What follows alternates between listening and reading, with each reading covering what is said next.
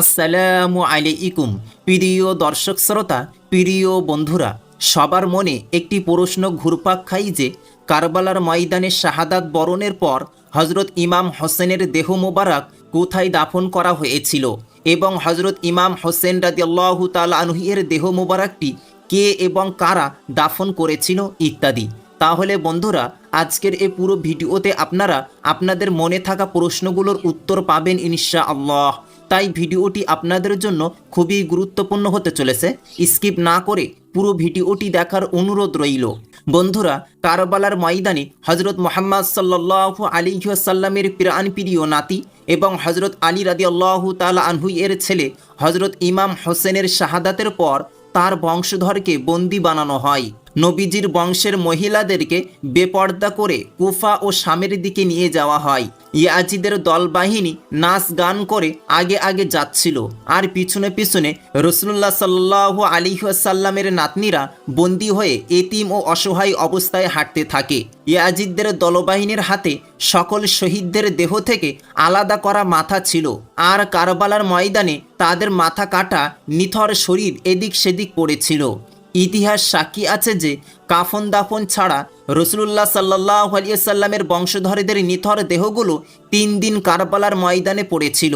তারপর 13ই মুহররম 61 হিজরি সনে আশেপাশের এলাকার মহিলারা যখন জানতে পারল যে ইয়াজিদের দলের পাহারা আর নেই, তখন তারা ফোরাত নদী থেকে পানি নিতে যায়। এমন সময় তারা দেখল যে কারবালার ময়দানে কোথাও কারো মাথা কাটা শরীর পড়ে আছে আর কারো বাহু পড়ে আছে। তখন সে মহিলারা কান্না করতে করতে তাদের স্বামীর কাছে যায় আর বলে যে, হে রাসূলুল্লাহ সাল্লাল্লাহু আলাইহি ওয়াসাল্লামের কলেমা পাঠকারীরা কিছুদিন আগে কারবালার জমিনের রাসূলুল্লাহ সাল্লাল্লাহু আলাইহি ওয়াসাল্লামের বংশধর অবস্থান করেছিল। হয়তো ইয়াজিদ বাহিনী তাদের শহীদ করে দিয়েছে আর তাদের তাঁবুগুলোতে আগুন ধরিয়ে দিয়েছে। চলো আমরা তাদের দেহগুলো দাফন করে দেই। উত্তরে তাদের স্বামী বলে, তোমরা কি পাগল হয়ে গিয়েছো? তাদেরকে ইয়াজিদ শহীদ করেছে, আর যদি আমরা তাদের দাফন করি তাহলে ইয়াজিদ আমাদের শত্রু হয়ে যাবে। তাদেরকে সে অবস্থায় ছেড়ে দাও, কেউ না কেউ তাদের দাফন করে দেবে।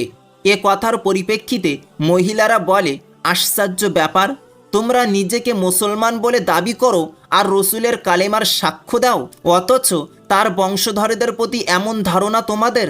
তোমরা কি আমাদের নবী করিম সাল্লাল্লাহু আলাইহি সাল্লামের কথাগুলো ভুলে গিয়েছো? তিনি বলেছিলেন, হে আমার উম্মতগণ, আমি তোমাদের কাছে এর চেয়ে বেশি আর কিছু চাই না যে তোমরা আমার বংশধরদের ভালোবাসো আর তাদের প্রতি স্নেহশীল হও। এ কথা বলে মহিলারা তাদের স্বামীদের বলে, তোমরা না গেলে যেও না, আমরা যাব রাসূলুল্লাহ সাল্লাল্লাহু আলাইহি ওয়াসাল্লামের বংশধরের দাফন করার জন্য। এ কথা শুনে কিছু কিছু পুরুষদের মধ্যে শালীনতা জন্মায় এবং তারা তাদের মহিলাদের সাথে কারবালার ময়দানে গিয়ে পৌঁছায়। সেখানে তারা গিয়ে দেখল যে কারো শরীরে মাথা নেই। তাহলে তাদের কিভাবে দাফন করা যায় বলে তারা ভাবতে থাকে। তারপরে তারা সিদ্ধান্ত নিল যে সবাই মিলে একটি বড় গর্ত খুঁড়বে এবং দেহগুলো গর্তে দাফন করে দেবে। আর তারা গর্ত খুঁড়ছিল, এমন সময় একজন ঘোড়া সাওয়ারি ঘোড়ায় চড়ে তাদের নিকটে আসে। তারা ভাবল যে হয়তো কোনো সৈনিক এসেছে। তারা তাকে জিজ্ঞেস করে যে, কে তুমি? উত্তরে সে ঘোড়া সাওয়ারিটি বলল, আমি রাসূলুল্লাহ সাল্লাল্লাহু আলাইহি সাল্লামের প্রাণপ্রিয় নাতি ও হযরত ইমাম হোসেনের ছেলে আলী জয়নাল আবিদিন। সেই তরুণকে দেখে সবার চোখে পানি চলে আসে। ইমাম জয়নুল আবিদিন রাসূলুল্লাহ সাল্লাল্লাহু আলাইহি ওয়াসাল্লামের চাদর বিছালেন আর কারবালার ময়দানের জমিন থেকে ইমাম হোসেনের শরীরের অংশগুলো খুঁজতে লাগলেন। কোথাও হযরত ইমাম হোসেনের আঙ্গুল, কোথাও তার পা এবং কোথাও তার কাঁধের অংশ পাওয়া যায়। এভাবে ইমাম জয়নুল আবিদিন হযরত ইমাম হোসেনের শরীরের বিভিন্ন অংশ চাদরে একত্রিত করলেন আর এক জায়গায় গর্ত করেন। সেখানে আগে থেকে কারো কবর ছিল। তারপর ইমাম হোসেনের দেহকে সে কবরে দাফন করে দেন আর হযরত ইমাম হোসেনের সাথে নিজের ভাই আলী আকবর ও আলী আকবরের দেহটিও দাফন করে দিলেন এবং সেখানে কবর বানিয়ে দেন। আশেপাশের লোকজন যারা বড় গর্ত খুঁড়েছিল সেখানে অন্যান্য দেহগুলো দাফন করে দেওয়া হয়। আজ সেই জায়গাটিকে গঞ্জে শহীদ বলা হয়, যেখানে সবার দেহ একসাথে দাফন করা আছে। সবার দেহ দাফন করা হয়ে গেলে কেউ একজন বলল যে একটি দেহ দাফন করা রয়ে গেছে, যাকে আমরা দাফন করিনি। তখন ইমাম জয়নুল আবিদিন, যার অপর নাম ইমাম সাজ্জাদ, তিনি কেঁদে বললেন, ইনি হচ্ছেন হাবিব ইবনে মুজাহির। আল্লাহ তাআলা হয়তো চান যে তার দেহটি এমন জায়গায় দাফন করা হয় যেখানে যখন কেউ হজরত ইমাম হোসেনের রওজা মুবারকটি জিয়ারাত করতে আসে তাহলে সে যেন হাবিব ইবনে মুজাহিরকে সালাম দিয়ে যায়। তারপর ইমাম জয়নুল আবিদিন ইমাম হাবিবকে দাফন করলেন। সবাই যাওয়া শুরু করলে ইমাম জয়নুল আবিদিন তাদেরকে থামিয়ে বললেন, দাঁড়াও, এখনও আরেকটি দেহ দাফন করা রয়ে গেছে। তখন সবাই বলে যে এখানে তো আর কোনো দেহ দেখা যাচ্ছে না। উত্তরে ইমাম জয়নুল আবিদিন বলেন, সবাই ফুরাত নদীর দিকে চলো। যখন তারা সবাই ফুরাত নদীর দিকে গেল, সেখানে একটি বাহু দেখা গেল। আরেকটু দূরে আরেকটি বাহু দেখা যায়। তারপর আরেকটু দূরে গেলে হজরত আব্বাস আলেমদারের দেহ তারা দেখতে পেল।